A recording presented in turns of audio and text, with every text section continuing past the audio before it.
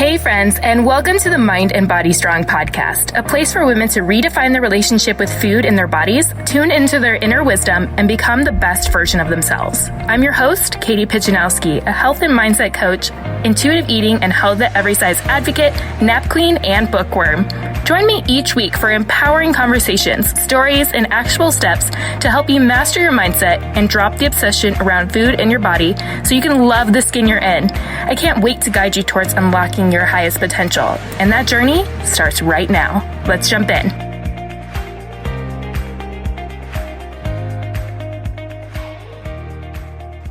Hello, and welcome back to the Mind and Body Strong podcast. Today, I'm super excited to talk to you about body respect and finding more body respect. So what exactly does body respect even mean?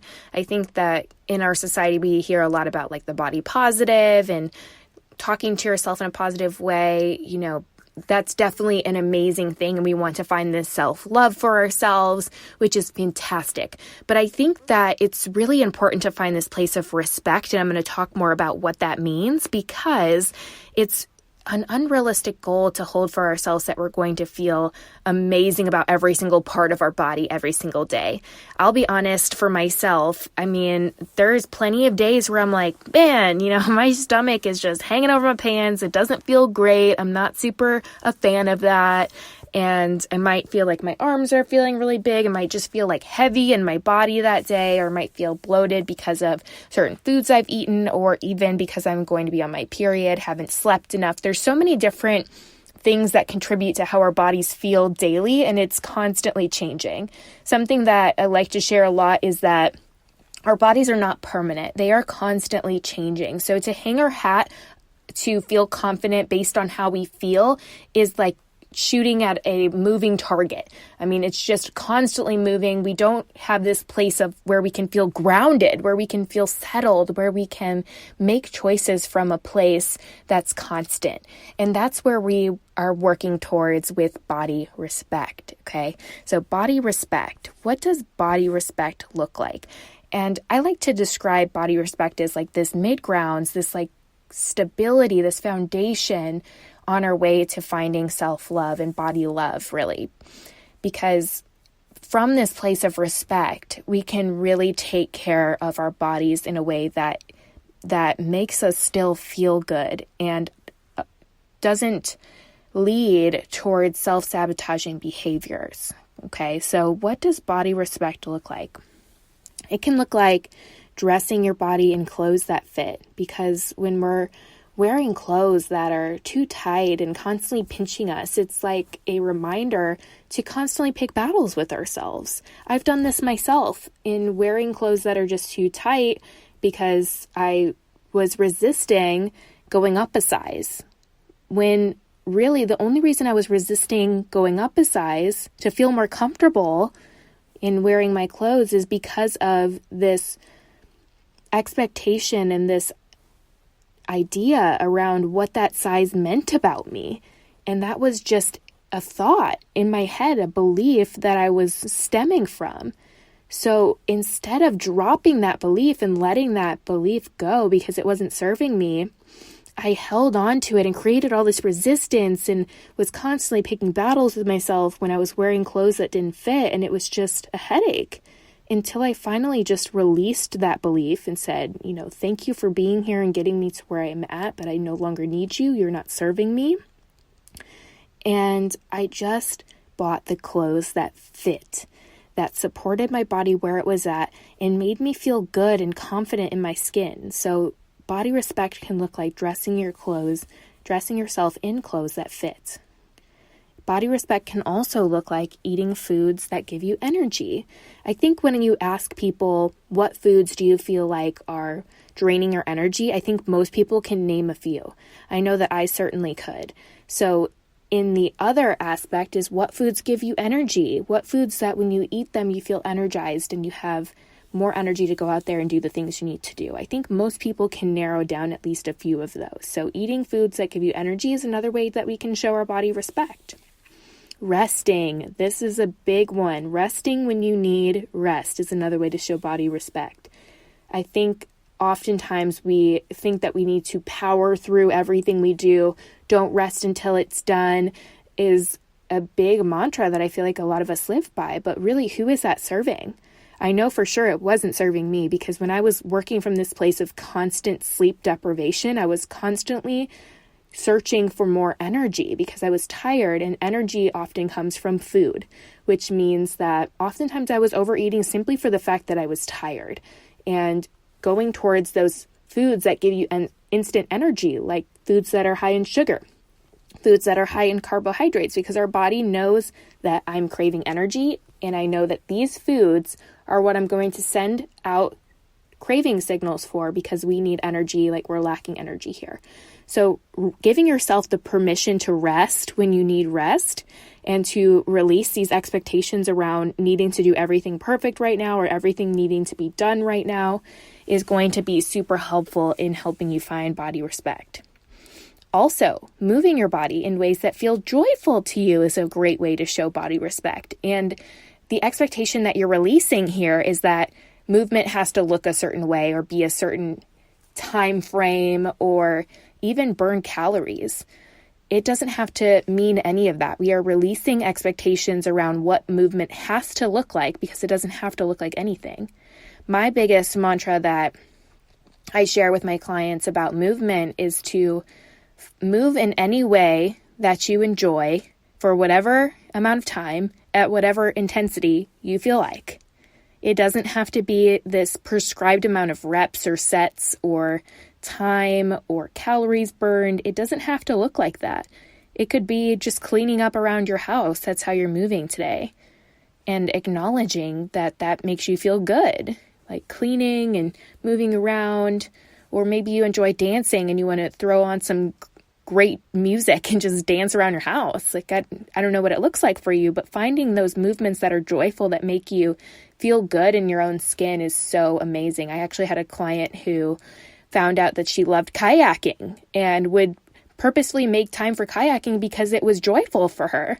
But if we're constantly putting ourselves in this place where we feel like we have to do a certain form of movement, so say, in order to be successful with movement, I believe that I have to do 30 minutes of an at-home workout every single day, or I am unsuccessful, you're really setting yourself up for feeling disappointed. And if you don't enjoy that particular exercise, you're going to find reasons to not do said exercise. So when I'm working with my clients and really diving deep into our relationship with food and our body, one of the things is really disconnecting this expectation around what exercise needs to look like, and really discovering different ways in which you feel good moving. And that, again, can look like anything. And I think it's a fun little experiment that you can do to find out new ways to move your body that you actually enjoy, because the more you enjoy them, the more you find time and do them, and the more consistent you are with doing them because they're joyful. It's an amazing phenomenon, I know. So moving your body is another way to show body respect. Also, honoring your hunger and fullness cues. This is one that I really dive into, especially with my one-on-one clients, because this allows you to turn into your inner wisdom. This allows you to release the expectations of what you should be eating or any kind of dieting rules, and really releasing all of that and really just turning into your body and feeling what hunger feels like for you. I think finding what hunger feels like for every individual person, it's so unique. And when I ask this question to my clients, oftentimes they're like, I don't know what hunger feels like in my body, because oftentimes we only think that the only sign of hunger is that growling in our stomach. But it can actually show up in a lot of different ways. It's very individualistic. And that's one thing that I help my clients do, is really tune into that hunger and really fullness as well. I have a lot of tips that I give them as far as finding that fullness level that feels good for them, that gives them energy. And fullness is one of those things too that just allows us to experience food, like hunger and fullness both. When we honor those and turn into that inner wisdom and release all the shoulds about what we should be eating, how much, and when, we can really honor what our body needs in that day, which is ever changing. And that goes back to just our bodies changing every single day. Our needs for food and energy and sleep and rest, they change daily. So to set some kind of unrealistic expectation is really not serving us, because it really is ever changing. So taking a look at these levels and being able to eat whatever you feel like is joyful in that moment, and just in honoring your hunger and fullness, is a great way to show respect for your body. And taking care of emotional needs. This is a big one. I used to really identify as an emotional eater, but really what I found was that I wanted to do anything to avoid to avoid emotions. So I would eat in order to avoid emotions. And so it wasn't as much of, oh, I'm sad, so I'm eating, which sometimes did happen. It was more like, I don't want to feel these feelings anymore, so I'm going to distract myself with said activity called eating.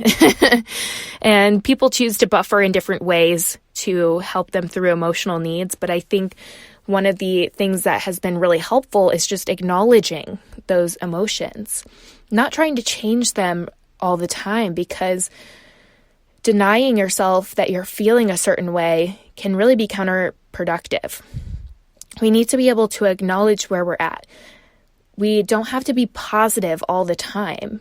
I don't recommend living in a place of negativity, but accepting and acknowledging that you feel sad or embarrassed or scared or angry, and acknowledging that you have those feelings, and then working from that place to reframe them to something that feels better, because really our feelings control a lot of our actions in our life. And so really diving deep into that helps us to walk through life with just more ownership around how we feel. Turning into acknowledging that and then reframing that and choosing to tell a different story can really be beneficial in taking care of your emotional needs, and really asking yourself, what is it that I need right now? I know when I was recovering from binge eating a lot, it still looked like in the recovery process, it still looked like eating a lot of food and binge eating. And I was building my awareness muscle, and I remember retraining my thoughts to be like, oh, this is interesting that I'm eating this bag of pretzels and I don't feel like stopping. I wonder what I could be feeling right now, or I wonder what I could be resisting right now, or I wonder what I'm restricting in my life right now. And really taking a look at that and asking myself those hard questions and saying, what do I really need right now? Do I need connection? Do I need to call my boyfriend or my mom or my dad and feel some connection? Do I need rest? Do I just need to take a nap? Do I need movement? Because movement really does help me feel good in my body. Do I need to do some yoga, or maybe go on a run, or do some weightlifting? That really helps me work through my emotional needs. And I really, truly, this is a little bit of a tangent, but I look at my binge eating as with such gratitude now, because it was my compass for figuring out how to better cope with my emotions. So that now food is still a comforting thing, of course, and it should be, but I'm able to ask myself those better questions to find out what emotionally I need right now in order to help me feel better. And I've found so many other coping mechanisms that help me do that without food, which is really what this whole process is about. So body respect, so many different things. And none of them require you to look a certain way, to weigh a certain weight, to be in this pursuit of weight loss. None of it is required for you to find this place of respect where you feel like you want to take care of your body. Think about it like someone you really respect in your life. Think of that person that you have in your life that you just really respect. You're like, yes, this person is so amazing. I would do anything for them. And you would do anything for them even when you weren't feeling your best, right? I think maybe some of you out there, it's either a friend or a spouse or a parent. If you have kids, maybe it's them. You respect them so much that no matter how you feel, you're going to treat them with respect, right? That's the kind of place we want to come to when it comes to our bodies. Finding this place where no matter how we feel about our bodies that day, that we treat it with respect, and we feed it well, and we dress it well, and we move it well. That's the kind of place that we want to come to. And as we transition to this place, I think what helps get you there is finding gratitude for where you're at and finding the gratitude for all the things that our bodies do for us. So our bodies truly do so much for us. It's like amazing. And recognizing that daily can really help you to make huge shifts in your thoughts and knowing and showing more kindness toward yourself. So I want to give you a few examples of what I've used in my own life to help find that gratitude, even when I was still in that stage of binge eating and still trying to figure it out and working through over-exercising and all of these thought patterns. This is one of the things that I did first in showing gratitude towards my body for where it was at. So here's some examples. Thank you, body, for all that you do. Thank you for helping me breathe air into my lungs. Thank you for my 2 arms that allow me to hug those I love. Thank you for my 2 legs that help me travel to new places. Thank you to my abdomen that protects all my vital organs and keeps me alive. Big deep breath there. When we're able to find this amazing gratitude for all the little things that our body does for us every single day, we start to really recognize that how we treat and respect our bodies is not determined about how they look, because they really are doing so much for us to help protect us and help us survive. And finding that gratitude really helps to warn out all of that negativity. We can't think a negative thought and a positive thought at the same time. So when we're in this state of gratitude, it really helps us to shift. One last thought I want to share with you. You are so much more than just what your body looks like.